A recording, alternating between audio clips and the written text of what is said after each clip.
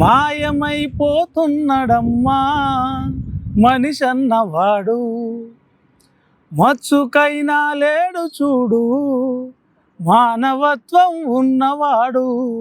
ఇది అందశ్రీ మనుషుల తత్వం గురించి చెప్తూ రాసిన పాట, అందశ్రీ రాసిన పాట ఇది.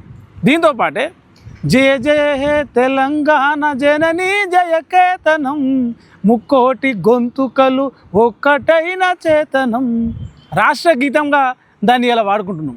అంతటి గొప్ప సాహితీవేత్త, గొప్ప రచయిత, గొప్ప తత్వవేత్త అందశ్రీ. అయితే ఆయన చెప్పినట్టు మాయమైపోతున్నాడమ్మా మనిషి అన్నవాడు, మచ్చుకైనా లేదు చూడు మానవత్వం ఉన్నవాడు. ఈ మానవత్వం లేనివాడు ఇలా రాష్ట్రం వెళ్తున్నాడు. ఆ పేరే రేవంత్ రెడ్డి. అమీర్పేట చౌరస్తాలో పెద్ద ఎన్టీఆర్ విగ్రహం పెట్టుకుందాం. పెట్టుడు కాదు, నేనే వస్తా, నేనే ముఖ్యమంత్రిగా పెద్ద ఎన్టీఆర్ విగ్రహాన్ని ఆవిష్కరించే బాధ్యత నాది. రేవంత్ రెడ్డి గిదే అందశ్రీ నవంబర్ 10 తారీఖు 2025లో చచ్చిపోయినప్పుడు ఏం చెప్పిండు? అందశ్రీ నాకు పెద్దన్న లాంటోడు. అందశ్రీ గారిని కోల్పోవడం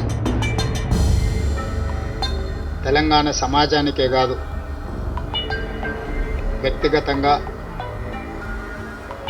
నాకు చాలా తీరని లోటు. ఆయనను చూసి జీవితంలో చాలా నేర్చుకున్నా. ఆయనను కోల్పోయినందుకు నా పెద్ద దిక్కును కోల్పోయినట్టు అనిపిస్తుంది. మా ఇంట్లో మనిషిని కోల్పోయినట్టు అనిపిస్తుంది. అందశ్రీ కుటుంబానికి నేను ఎల్లవేళలా అండగా ఉంటా అన్నాడు. 3 నెలలల్లా ఇదే అందశ్రీ ఈ బొంద చుట్టూ ఒక శృతివనం కట్టిస్తా, 3 నెలలలో కట్టిస్తా, దీని మొత్తానికి ఒక అందశ్రీ వనం అని పేరు పెడతా అని చెప్పేసి ఒక ఏమంటారు మొత్తం చంద్రబాబు నాయుడు చెప్పినట్టే కళ్ళబోలి మాటలు చెప్పింది.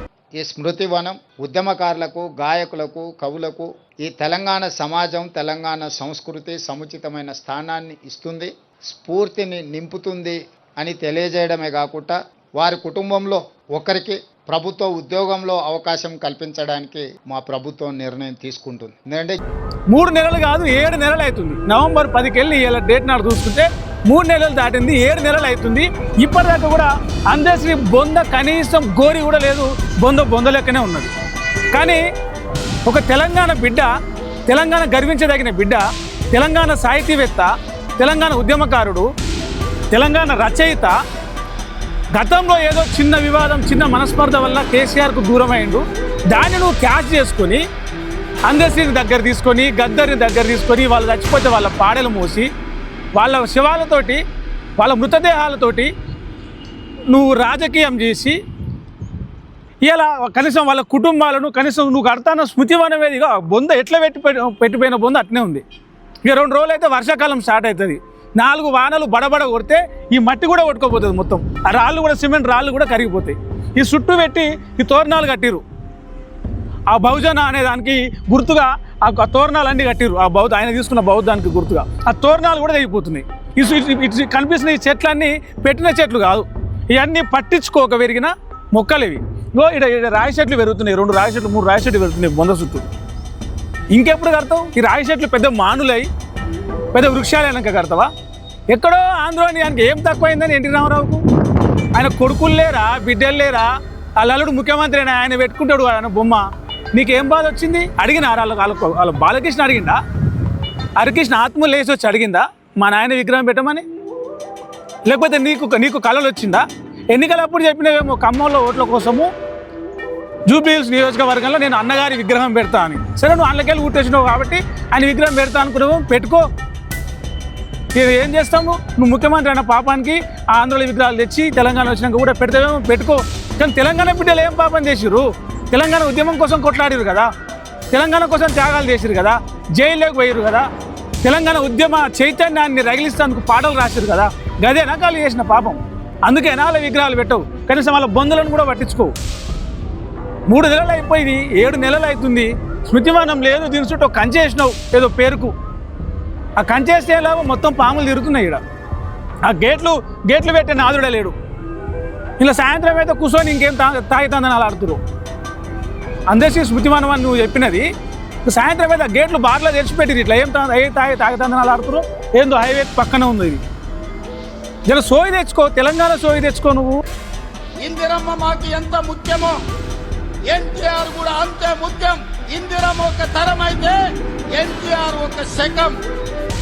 వాళ్ళిద్దరి కలయికనే ఈనాటి ప్రజాపాలన.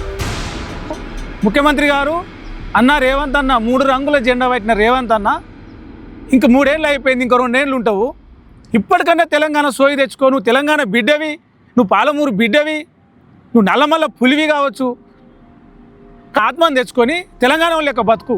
లేకపోతే పోయి ఆ విజయవాడలను ఆ అమరావతిలో ఇక ఏదో పోయి బతుకు. అసలు తెలంగాణ సోయి గింతలేదు నీకు. కాళోజీ విగ్రహం పెట్టినావా నువ్వు వచ్చి? ఓ అందశ్రీ విగ్రహం పెట్టినావా?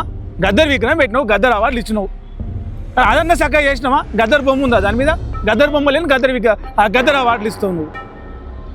లేరా తెలంగాణలో అమరవీరులు లేరా? త్యాగదనులు లేరా? గొప్ప గొప్ప వాళ్ళు లేరా విగ్రహాలు పెట్టుకోవడానికి? అలా విగ్రహాలు పెట్టవు. ఎందుకంటే నీకు రాజకీయం కావాలి, నీకు ఏమంటారు ఆంధ్రపేత్తరం కావాలి నీ నెత్తిలా.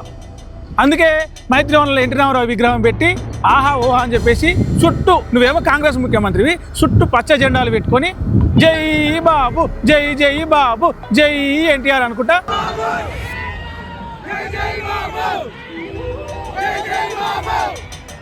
విగ్రహ ఆవిష్కరణ చేస్తావు. మరి జై అందశ్రీ అనుకుంటే ఈడ కూడా వచ్చి ఇలా కూడా మేము కూడా వచ్చి సపోర్ట్ కొట్టి దండం, నీకో దండం పెడతాం, అందశ్రీకో దండం పెడతాం. ఇంకా తెలంగాణ సోయి లేని తెలంగాణ ముఖ్యమంత్రి ఎట్లయినా నువ్వు ఓట్ల కోసం వచ్చినావా రాజకీయాలకి?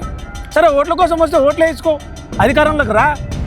కానీ జనాలకు నువ్వు ఇచ్చిన మాటనే నేను స్మృతివనం కడతాం 3 నెలల్లో అని.